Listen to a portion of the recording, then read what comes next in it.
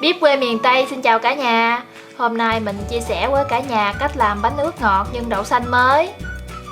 Với cách làm này, mình không sử dụng nồi chan hay chảo chống dính, nhưng bánh của mình làm ra với lớp vỏ mỏng, kết hợp cùng với lớp nhân đậu xanh, bùi béo.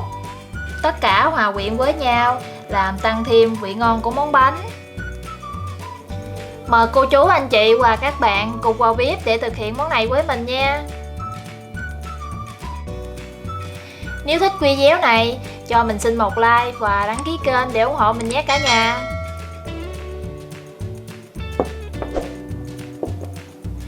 Nguyên liệu để mình làm món bánh này, mình sử dụng 100g đậu xanh cà vỏ, 150g bột năng, cùng với 300ml nước lá cẩm. Lá này là lá cẩm nè các bạn. Lá cẩm thì mình rửa sạch rồi cắt nhỏ, nấu lấy nước để làm màu tự nhiên cho món bánh. Và 130g cơm dừa, 100g bột gạo, cùng với 150g đường, một chút xíu muối, cuối cùng là một ít nè để mình làm muối mè ăn kèm. Đầu tiên thì mình đi trộn bột. Mình cho 100g bột gạo cùng với 100g bột năng vào tô.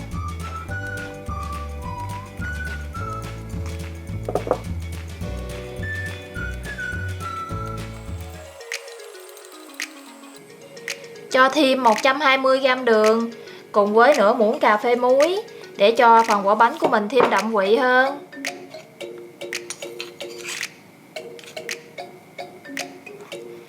Mình trộn cho bột đều lên, rồi mình cho nước lá cẩm vào.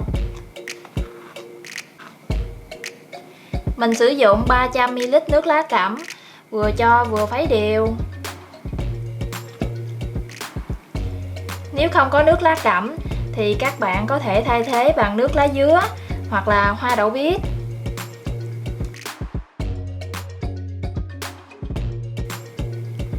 Nước lá cẩm của mình nấu lên màu tự nhiên rất đẹp luôn nè các bạn. Bột lúc này đã tan đều rồi.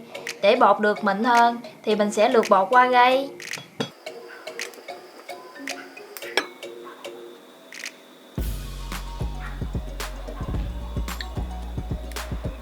Sau đó mình cho bột nghỉ khoảng 30 phút. Trong thời gian đợi bột nghỉ thì mình sẽ đi hấp đậu.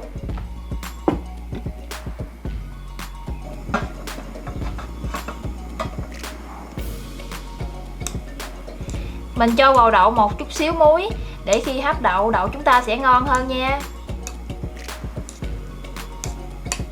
Đậu mình ngâm trước 2 tiếng để lúc nấu đậu sẽ nở mềm và ngon hơn.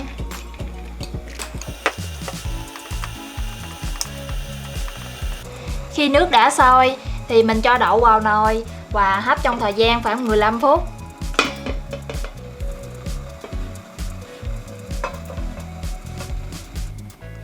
Sau 15 phút, mình kiểm tra xem đậu đã chín chưa.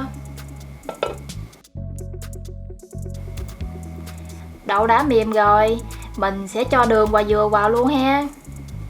Mình cho 130g dừa vào đậu.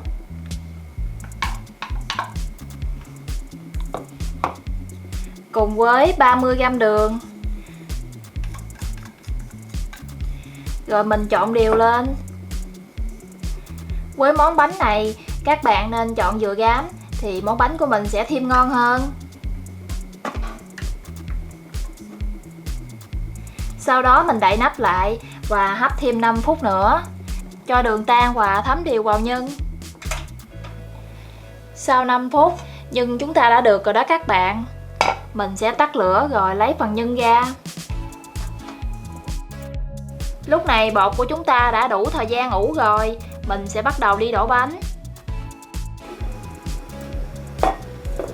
Trước khi hấp bánh thì mình sẽ cho một muỗng dầu ăn vào để cho da bánh của mình được mịn hơn.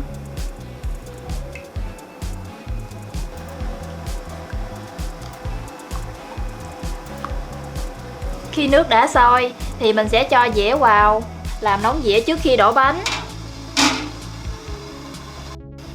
Dĩa đã nóng rồi, bây giờ mình bắt đầu múc bột cho vào dĩa. Trước khi múc bột các bạn nên khuấy đều. Mình cho khoảng nửa giá rồi tráng ra đều dĩa.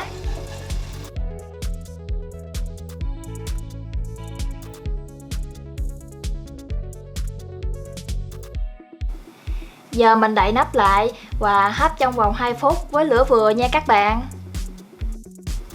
Bánh bây giờ mình hấp được 2 phút rồi. Bánh trong mịn và chuyển sang màu tím rất đẹp luôn. Mình lấy bánh ra và cho tiếp đĩa thứ hai vào làm nóng đĩa rồi hấp tiếp.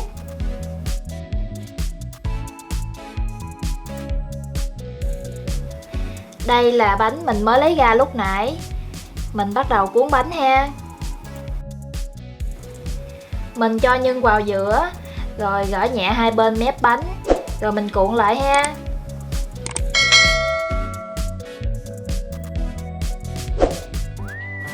Lúc còn nóng thì bánh sẽ hơi mềm, để nguội bánh của mình sẽ dai lại và ngon lắm.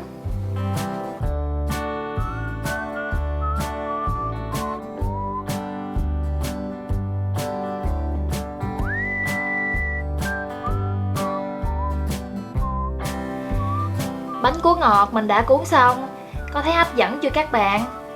Bây giờ mình sẽ cho ra đĩa.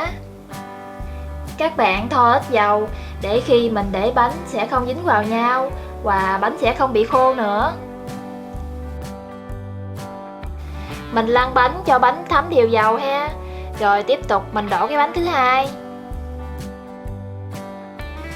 Sau đó mình đậy nắp lại, hấp trong thời gian 2 phút. Cái bánh thứ hai của mình đã chín rồi nè. Mình lấy bánh ra và cũng cuốn nhân tương tự như nãy ha.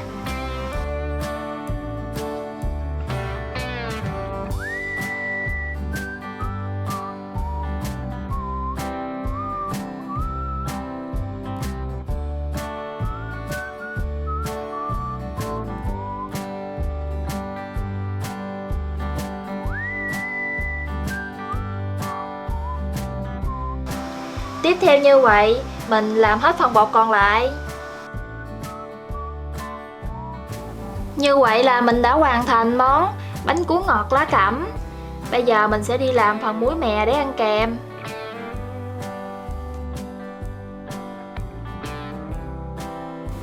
Mình cho vào đây 1 muỗng canh mè cùng với 1 xíu muối và nửa muỗng cà phê đường, rồi mình trộn đều lên. Rồi mình cho một ít muối mè lên bánh ướt và mời cả nhà cùng thưởng thức với mình nha.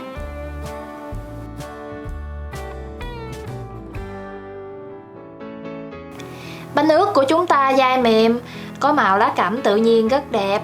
Phần nhân được kết hợp hài hòa giữa đậu xanh nấu nhuyễn, đường dừa nạo. Khi ăn thì mình rắc lên một ít muối mè rang lên cho thơm ha. Hoặc có thể chấm bánh ướt cùng với muối mè, là mình có thể thưởng thức ngay hương vị ngọt ngào của món bánh ướt. Các bạn hãy thử vào bếp làm món bánh này nha. Nếu thấy cách làm này hay thì cho mình xin một like và đăng ký kênh để ủng hộ mình nhé cả nhà. Chúc các bạn thực hiện thành công. Xin chào và hẹn gặp lại các bạn ở video tiếp theo.